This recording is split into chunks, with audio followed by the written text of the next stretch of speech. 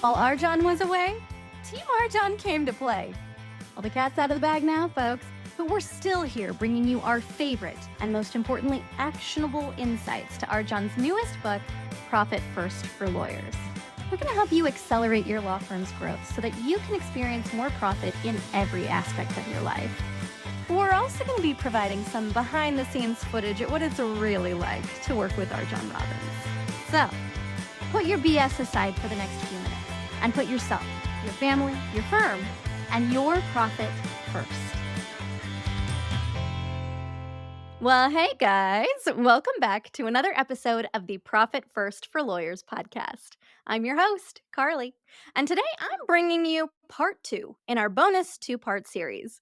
Now, if you have no idea what I'm talking about, go back and watch part 1, where I announced that season 2 of the Profit First for Lawyers podcast is coming soon, and I bring you this bonus content from an interview that RJon did on the Managing Partners podcast. Now, this interview was so packed full of great information, delivered only in the way that RJon can, that it was split up into 2 highly profitable, actionable, insightful episodes that will help your law firm be more profitable. With no further ado, here's part 2. We're going to hear RJon talk about our definition of a successful law firm, the difference between an expense and an investment, and why trying to spend less may actually be costing you more. Lastly, RJon's going to talk about his book, Profit First for Lawyers, and his hopes for you, the listener and or the reader. Okay, let's get into it. Let's roll that clip. 100%. It's just how the world works. You can't have a big impact on the world at small scale. You want to have a big impact, you got to scale up. Yeah, you want to make big donations, help nonprofits. You can't write big checks if you don't got no money. You can't give a lot of people great jobs and terrific career opportunities if you can't employ anyone because you're running a little operation out of your basement. That's another thing too. So that's a big thing we do here. We prescribe to. We're always growing. If you go work for a firm and they're like, okay, what's my career look like here? Well, we're going to stay small and nimble. Yeah. And well, where's the opportunity for me? I want to be able to grow, leadership opportunities, travel, whatever it may be, more money, security for my family. I can't offer a young person any of that stuff if I'm like, yeah, we're not growing. We don't scale here. This is a mom and pop. And that's all we're going to keep it. I don't want to go work at that company. Our definition of a successful law firm, and you probably heard this from our members who come to work with you. Our definition of a successful law firm is a law firm that serves the owner in at least 3 ways. Has to serve you financially, means it has to give you enough net operating income or total owner benefit to live the way you want to live, not to let you get by, not so you can, not all list of all the things you can do without, not, hey, I can live with just this. Why live with just this if you're capable of living with more? Has to serve you financially.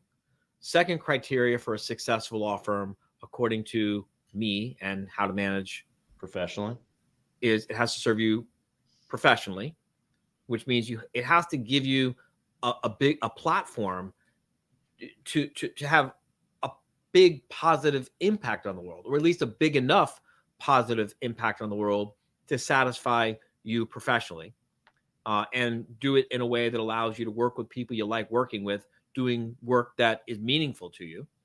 And third definition of a successful law firm is it has to serve you personally, which means it has to run efficiently and predictably and well enough so you can step away for 30 days, at least 30 days with emergency access only, with confidence that the business will work for you even while you're gone. So it has to serve you financially, has to serve you personally, has to serve you professionally. And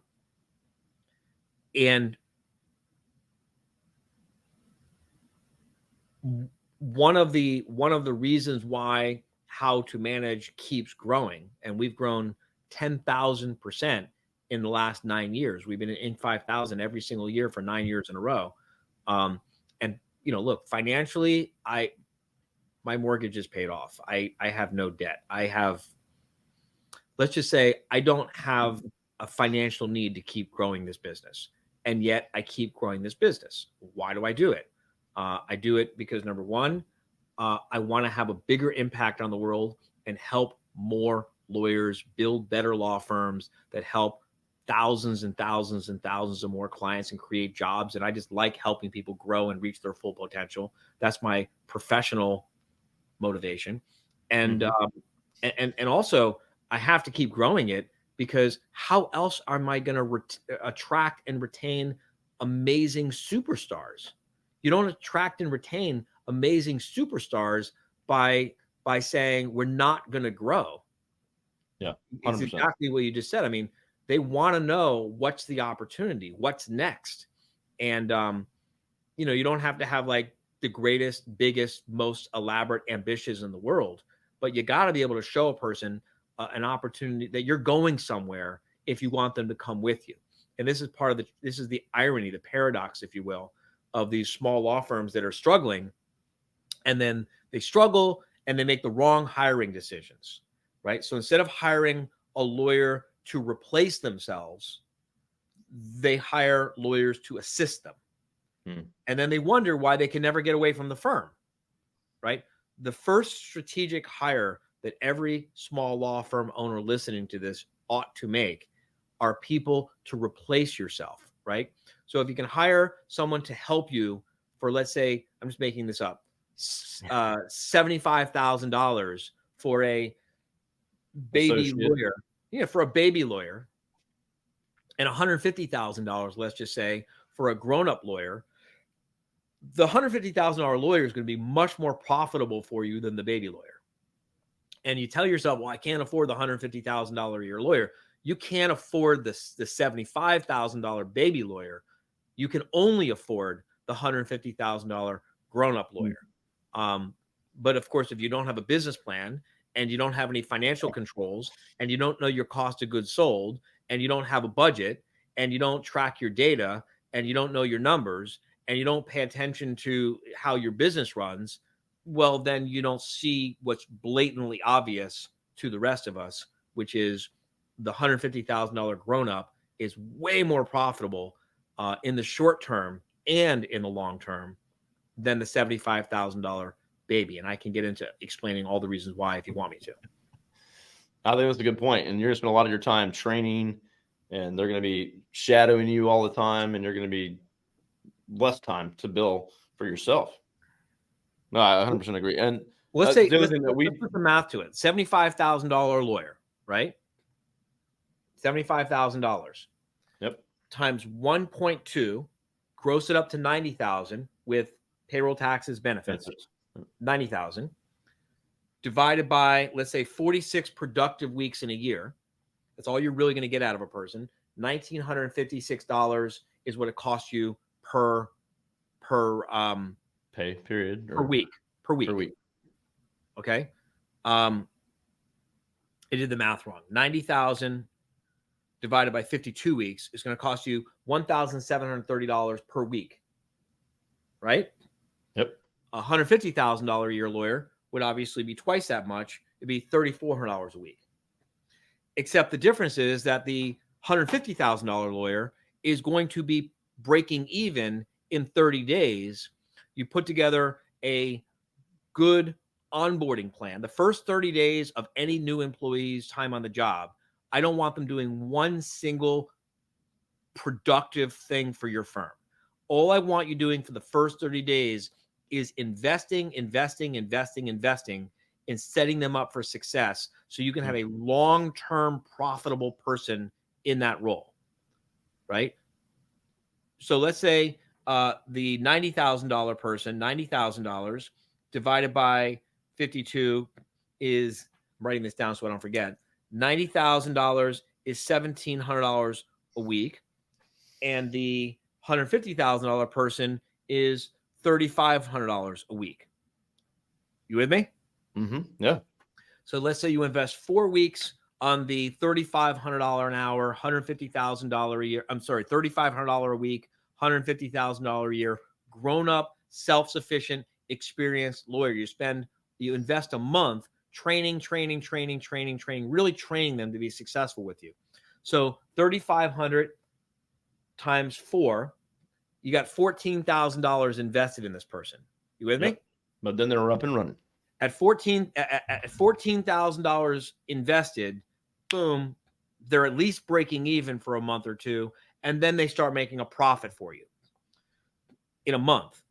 The $1,700 a week, quote unquote, less expensive, $75,000 half price, scratch and dent, baby, wet behind the ears. You have to train them how to do everything, and they come back to you and ask you questions, a million questions. It might take you 3 months to get that person to break even if you're lucky, right? So $1,700 a week times 12 weeks, 3 months is $20,000. So it costs you less, and you get to break even sooner And with profitability. the $150,000 a year lawyer. And then on top of that, the $150,000 a year lawyer, you're probably going to have a higher profit margin on, and they're going to ask you less questions in the future. And if something were to happen to you, they can take over, and you can give them a bunch of stuff directly off of your caseload and let them do it. And then you can focus on working on the business instead of doing all the legal work yourself. That's probably I the think, best. I'm sorry. That's a really good tip right there. I watch these people stack associates all day long and not have any other senior attorney all the time. And then it also, what ends up happening is, you know, one out of three baby lawyers who's never practiced law before, or they barely practiced law before, they're working for you for 3 months, 6 months, 9 months in your practice area. And then they say, you know what? I don't really like this practice area as much as I thought I was going to, right? It looked really interesting from the outside, but I've never done it before. And it turns out I don't really like doing bankruptcy. I don't really like doing divorce. I don't really like doing immigration. I don't really like doing intellectual, whatever it is, right? And they need to follow their bliss. They need to follow their career. They need to do what's right for them. And what's right for them is to leave. And so you have to start all over again.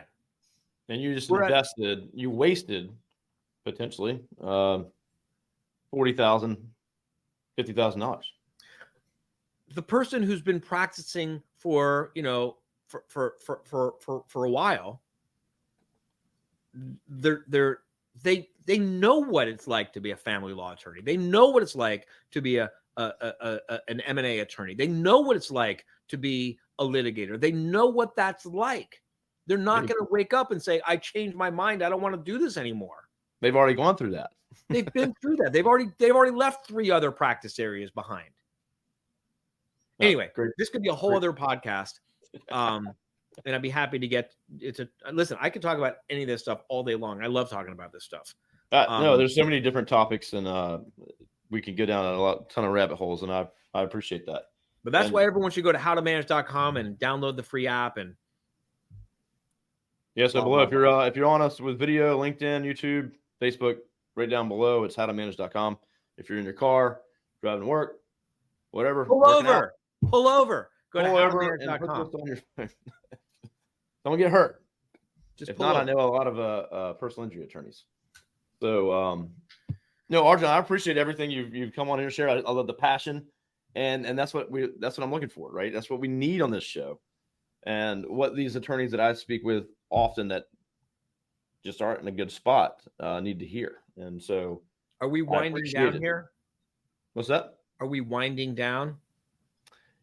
If you want to wind down, I wanted to make sure I'm happy share. to go all along. I just want to make sure that I have a chance to talk about my book. Well, no, that's exactly what I was about to do. I was like, I wanted to share about your book. So not winding down, but I want to make sure that we can flip over to that. And RJon's got a new book, Profit First for Lawyers. And I'm going to put up the book here real quick too. Just, I know he's holding it up. It's on your screen, but Profit First for Lawyers. And you can go to this QR code too. Right there. I don't know how to do it. So just real quick. So I'll let RJon kind of talk about his book real quick. It's the best book that's ever been written. It is. It's even better than my last book. This is now the best book a close second. No, really. If you have already read Profit First, this book will go deeper into a whole bunch of things that Mike wasn't able to get into because he wasn't writing a book just for lawyers. It'll give you a lot of context for a lot of things. It'll help you understand why. I'll just read through the table of contents to give you an idea. Yeah, and I'll add. So I am a Profit First company. We read Mike's book, Profit First, and implemented it about 4 or 5 years ago. And so we were very deep into it. And then, of course, RJon and his team was nice enough to send me a copy before his book published that me and my business partner read. And yes, it's very much aligned with how a law firm operates and dives into those different things. So, yeah. So, I mean, if you've already read Profit First, I think this book will be really fun for you. It'll definitely be profitable for you. You'll learn new ways to implement Profit First to make your law firm more profitable. It'll also give you a lot of ammunition that you can use when your bookkeeper, your accountant, your partners, fight you on Profit First, because everyone who's doing Profit First, they fight us on it, right? So the table of contents is this book will make your law firm more profitable, and it will. 2, you are not alone. Number 3, our definition of success of a successful law firm and why it should be your definition of a successful law firm too, and why you should hold everyone in your law firm to this standard.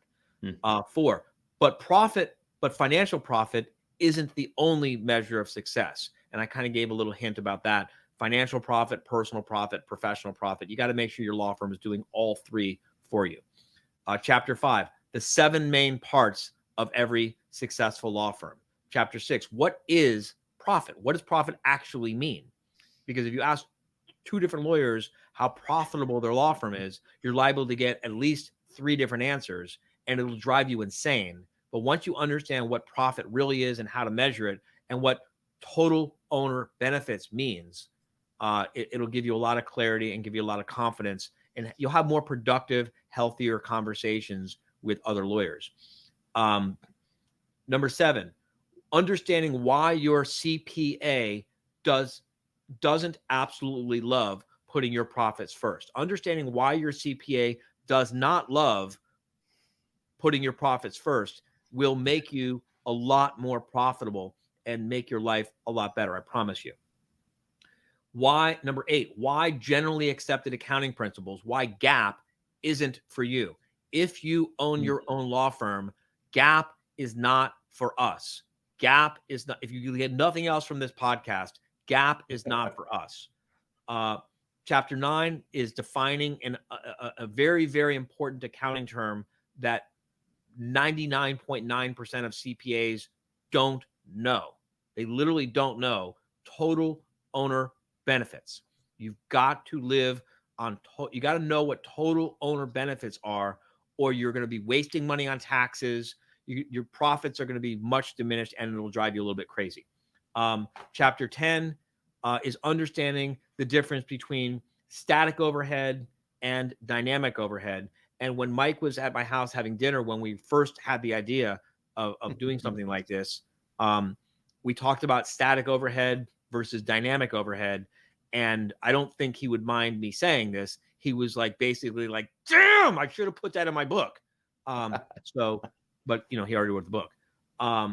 Chapter 11, what a small law firm bookkeeper who doesn't suck should be doing for you. A law firm bookkeeper who doesn't suck should be doing things for you. And I'll lay it all out for you in chapter 11, so you can measure and evaluate whether your bookkeeper is doing a good job for you or not. Because a bad bookkeeper, or a bookkeeper who you like them, they're wonderful, they're nice, they're terrific, they're friendly, they send you a Christmas ham every year, blah, blah, blah, blah, blah, but they're flushing your life down the fucking toilet, that's not a good bookkeeper. You got to make sure a bad bookkeeper, and by good and bad, I don't mean that they do the books accurately. Doing the books accurately is table stakes. A bookkeeper, right. That's like the minimum requirement. minimum requirement. But you talk to lawyers like, oh, you like your bookkeeper? Yeah, they do my books accurately. Yeah, and I mean that's the minimum. And let's be honest, most bookkeepers start as like an admin assistant that just becomes the bookkeeper. No, I'm all talking the about time. good bookkeepers. I'm talking about there are bookkeepers out there who are good bookkeepers. They do accurate bookkeeping. They were trained as bookkeepers. They work for a CPA. They work for a CPA, by the way, who thinks GAAP is gospel, and it's not. They're trained and they do good bookkeeping. They're professional bookkeepers, and they do accurate bookkeeping, but they still suck because they're sucking all the profits out of your firm, and you're thanking them for it. Chapter 12 we walk you through. I walk you through the key financial reports that every small law firm bookkeeper who does not suck ought to insist on walking you through every month. If your bookkeeper isn't insisting, if your bookkeeper isn't a big pain in your ass and insisting on walking you through these key financial reports every month, they suck and they're doing you a disservice, and you are leaving probably tens of thousands of dollars of profit on the table, possibly even every month or every quarter, or at the very least every year, depending on the size of your firm. And then we go into a much deeper dive into the drivers of profit than most struggling law firm owners are ever willing to take seriously. That's the book. And if you have already read Profit First, or better yet, listen to the audio is great. Mike records it himself. If you've already listened to Profit First or read Profit First, this will add a lot of color and dimension to your experience. If you've never read Profit First, this book is meant to be a rallying cry. This book is meant to convince you to read Profit First and to implement Profit First. And anyway, I hope everyone reads it. Yeah, I would say Put it myself. I didn't hire a ghostwriter. I actually sat down and wrote the whole book in 9 days.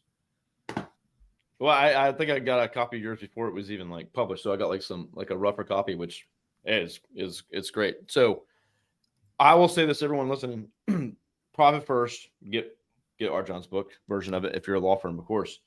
But And you there's a have podcast. We'll talk to about the podcast. read the book with intention to start applying it, and it's not easy. Our bank pushed back on us, our CPA pushed back on us, our bookkeeper has had to constantly evolve and to get the reports and things that we want to do. But don't let it overwhelm you. You need to start, and we started early, and I'm glad we did. And we get profits, and we make profits, and it'll change your life for sure. So I would say, Kevin, can I just put a little math to this? Yeah. All right. Do it up. I'm taking out my calculator here. Let's say your law firm runs at, let's just say 25% total owner benefit. I'm just using that as a number to make the math example easy. 25% total owner benefit. You with me? Mm-hmm. All right. And let's say that you're billing by the hour, which, by the way, I really wish you would do value-based billing, but let's say you're billing by the hour. And let's say you bill at, give me a number. What's a number that your average array client is billing per hour? 300. We'll say 300 an hour. Great. And let's say your law firm's going to gross, let's just say $500,000, right? $500,000 divided by $300 an hour is 1,666 hours that you have to bill. Yeah. Yeah. If you do Profit First and you can increase your profits by, let's just say 10%, right? If you can increase your profits by 10%, so a $500,000 firm at a 25% total owner benefit margin, $500,000 times 0.25 means the owner is going to have $125,000 in total owner benefits. You with me? Mm-hmm. Yeah. If you can increase your profits by just 10%, you could reduce your billables by 166 hours a year. It's 166 hours you don't have to work. Put another way, 1,666 hours times 300 an hour is $500,000 a year. 1,666 hours divided by 12 months is 138 hours a month, right? If you could get the same total owner benefit out of a $450,000 law firm, take the same $125,000 total owner benefit, except instead of having to gross $500,000, you only have to gross $450,000. $450,000 divided by $300 an hour means you only have to bill 1,500 hours a year. That's 166 hours a year that you don't have to bill. Wow. 166 hours you don't have to bill divided by 46 productive weeks in a year, that's 3 hours a week you don't have to bill. That's 3 hours a week you don't have to bill. What could you do with those 3 hours a week? Could you use those 3 hours a week to do better marketing, to bring in more revenue? Could you use those 3 hours a week to do more training so you have a better staff? Do you want to take those 3 hours a week and put them together and have 14 hours once a month? That means once a month you could take 2 days off. You could take 2 days off once a month and have the same total owner benefit income if you could just increase your profits by 10% by using something like Profit First. Another thing to think about is you could take off one whole week a quarter, one full week per quarter. You could take off a whole week per quarter to spend time with your family, to work on your health, work on your business, do whatever you want. This makes a difference to the quality of your life. This makes a difference to the quality of your relationships with your family. This makes a difference to your health. This makes a difference it makes so many differences in so many ways. It seems so simple. It really makes a difference to take profits first. Yeah, if you've never listened to it or read the book, I think most people see it and they're like, "Oh, that sounds unethical." Profits first. It's profits before employees, profit before his family. Like, you got to read it because then you'll understand it. When you're going on the air, when you go on a commercial airline, you know how they tell you what to do if there's an emergency when the airbag drops, the oxygen mask. Yep, put it on yourself first. Why? So you can help others. Because if you can't help yourself, you can't help anyone. Yeah. Wouldn't it be great to take a week off to rest and recharge and be your best for your clients and be your best for your family? Profit First can help you do that. Yeah, amazing. Look, I'm just trying to sell a book. I'm just trying to sell a book and convince you to read the book and take the book seriously. What you do with your life, that's up to you. Well, you can also tune in. I just put it on the screen. It's kind of over top us, but they're like, woo. Profit First for Lawyers. So RJon actually has a podcast of Profit First for Lawyers. If you just Google Profit First for Lawyers, you'll see his book. You'll see the podcast. It all comes up on Google. So. Yeah, look, I want to say, Kevin, we have already sold 26,000 books. Wow. It just it launched in August, I think, right? July, August. Not very long ago. July. It launched in July. This is September. We've sold 28,000 books. I have waiting list after waiting list after waiting list for all different products and services that we sell. This isn't me like, oh, I got to get another client. I told you that a big part of the motivation why I have grown How to Manage a Small Law Firm as much as I've grown it.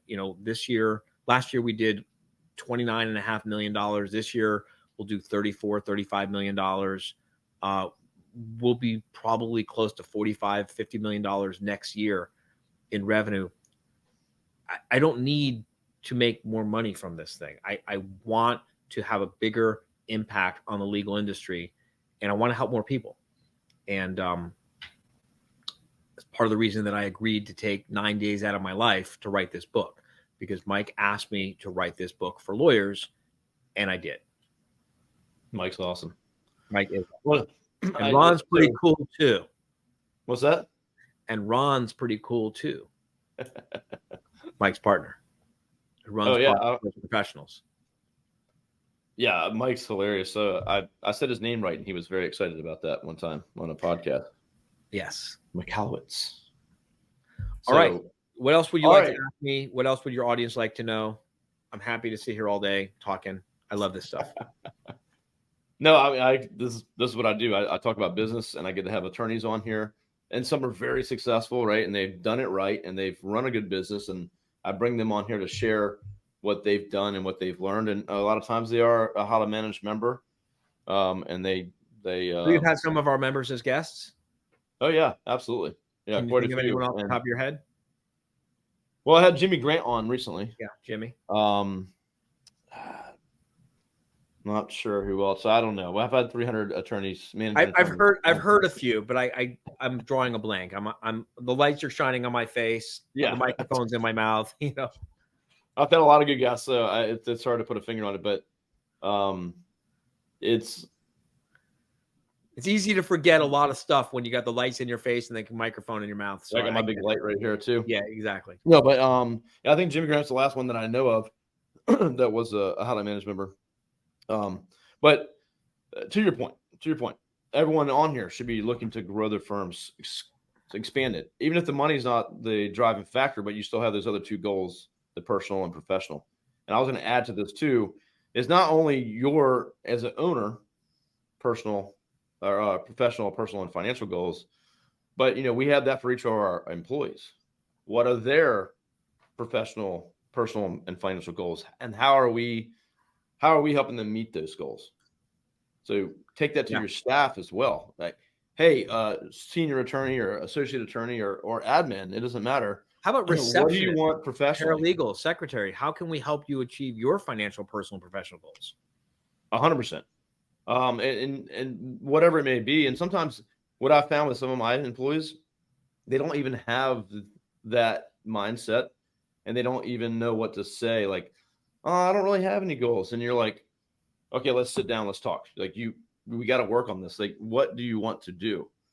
There's got to be something you're passionate about that you'd like to do outside of this office. Right. And so we'll dig it out of them slowly. Like, you got to have some ambition. We got to figure something out. And they're like, well, I'd always wanted to run a marathon in wherever. Yeah. We might be able to say, all right, well, you're going, we got you a ticket and you're off. And you can take the time off. You're referring to a few books that I love, because we do the same thing. I mean, this every one of our employees at How to Manage, we help them create what we call a business contribution plan. And we've got our business plan that's got our plans for the future, and so we help them create a business contribution plan, which is basically a personal career life plan, and we merge it together. Like, this is how it fits into our business plan. And that is great, because then we know, okay, you know what? We're going to help you achieve your financial goals, your personal goals, your professional goals, whatever. And we map out that, okay, in 36 months, you're going to have to leave working for us to go off in this other direction, but we can get you there, and you're going to get the most amazing performance out of that person for that period of time, until it's time to go your separate ways.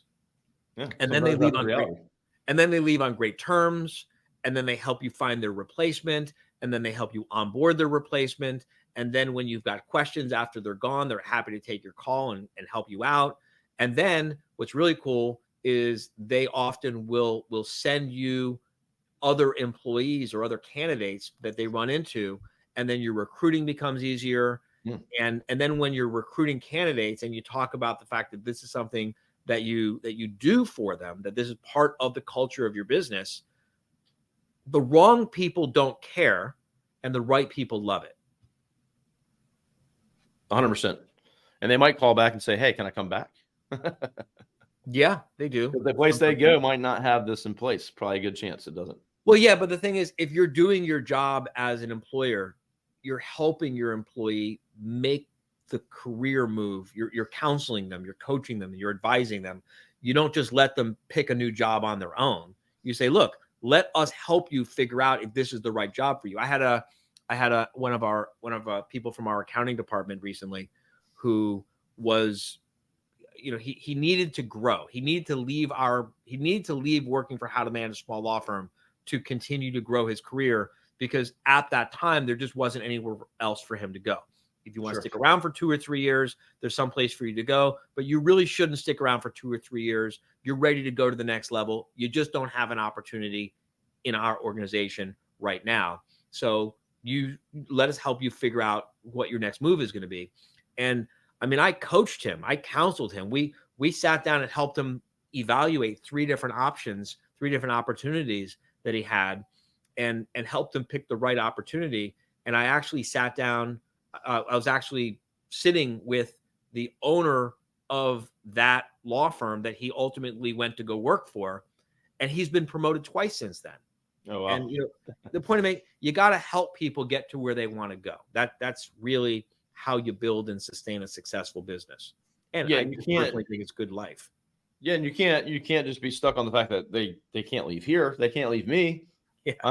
They got to stay here forever. And then, God forbid, you're running a firm that's not growing and scaling and has no processes, and then you're doing a huge disservice to that person. You know what kind of business put things in place to prevent people from being able to leave? I don't know. We talked about restaurants. We talked about hotels. Law firms? Prisons. Oh, prisons. Prisons are designed to prevent people from being able to leave. And that's what you possibly built, right? And yeah, I mean, anyway, that's not a good place to try to recruit superstars into. No. You gotta build something. And this goes back to the processes and the systems and the procedures. Because if you got processes and systems and procedures for recruiting, for onboarding, for training, and if you can put a really good person into a system and get amazing performance out of them, you're not afraid of someone outgrowing you. It's actually an amazing thing for recruiting when you've got a culture where everyone knows that people are going someplace and doing something. I've lost a few good employees to entrepreneurship. And when they came in the door as an intern, we knew if we don't keep up with this person and give them enough opportunity fast enough, they're not going to be here. We could tell, we could feel it. And now when we bring someone on like that, we're like, they cannot be like a low level person. They have to have a path, as if everyone has to. But I want to challenge you to just think about the mindset that you just demonstrated there. Sorry to challenge you on a mindset thing live on your podcast. That's fine. You said we've lost a few employees. I say we've graduated a few employees. All right. I love it. I appreciate that. And I wasn't saying it in a bad way. I know you weren't, but it's the words make a difference, not just for you, but for your whole team. We literally think of ourselves as like we graduate people out of working with us. Look, we graduate our members. We graduate our members. A law firm comes into How to Manage a Small Law Firm with $0 in revenue, or they come in with $250,000 in revenue, or they come in with $500,000 in revenue, or they come in with $1 million in revenue, or sometimes they even come in with a few $1 million in revenue. And our goal is to graduate them up and out of How to Manage a Small Law Firm so that they can bring in a full-time in-house professional legal administrator, so that they can bring in-house a full-time controller or CFO, and so they can bring in a full-time in-house CEO, and then they outgrow our services. And that's like some of our best. I just got a text last night from one of our former members, and she literally I get texts like this all the time from our former members, and she was just saying that they're on a $10 million run rate, and she was like at the what did she say?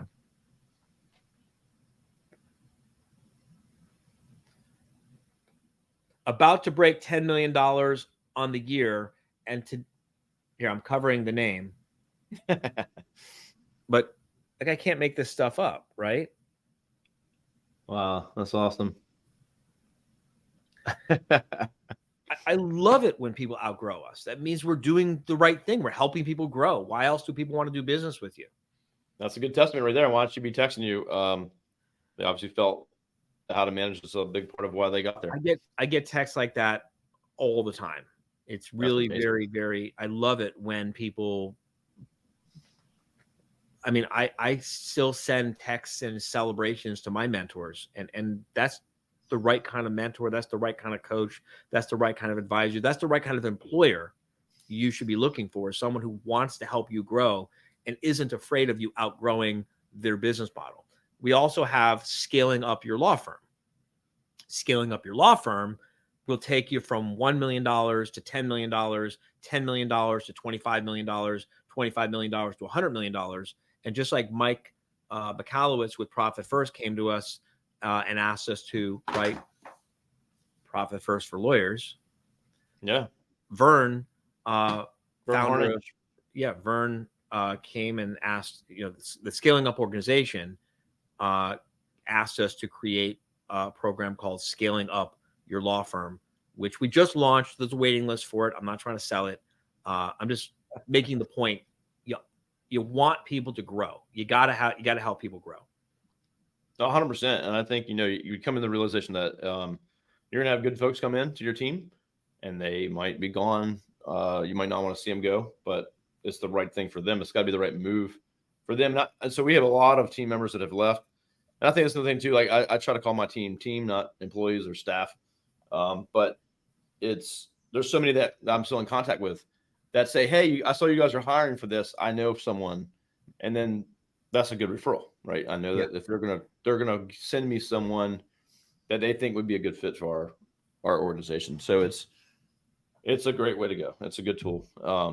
Speaking of which, I actually have to interview a candidate who was referred by one of our employees, and I got to do that 10 minutes from now. So I got to jump. Yeah. Well, you get ready for that. We spent plenty of time on here, and I appreciate all the passion and bringing the fire, and that's what we want on here. You got to get Profit First for Lawyers. Again, it changed our business. And you got to check it out. And they got the podcast too. So RJon's actually always looking for questions too, and he'll answer those on the podcast. So go in and interact with that, and he'll answer his questions if you have them. And then if you're listening right now and you have other questions, things that I can ask RJon or maybe have him back on, let me know. Like the hardest things you can come up with, we can answer them for you. So RJon, thank you so much. I appreciate it. You're welcome. Thank you for having me. And again, I would not have accepted the invitation if I hadn't been hearing good things from my team about their work with your team and the results you get with our members. And of course, I also listen to your podcast, and it's pretty cool. Thank you. Well, I appreciate that. Well, I'm going to stop recording here. You stay on with me for just a second if you haven't. Yeah. Everyone, have a great day. Go out there, scale your law firm. Listen to RJon. Check out how to manage. Check out his book and his podcast. He's going to help you one way or another. So just do that. And have a great day, and we'll see you on the next episode. Bye. And that's what we've got for you today, folks. If you have questions for RJon, send those my way at podcast@profitfirstforlawyers.com. And be sure to check out our earlier episodes if you want to get more great content that will help you accelerate your law firm's growth and give you more insights that will help you live the life that you want to live. And make sure you hit those like and subscribe buttons so that you know the moment new episodes are released. We will see you in season 2. Thank you for joining us on another episode of Profit First for Lawyers. If you're enjoying what you're hearing, tell a friend. And buy your copy of the book at profitfirstforlawyers.com. Your future self will thank you for it. And we will see you next time.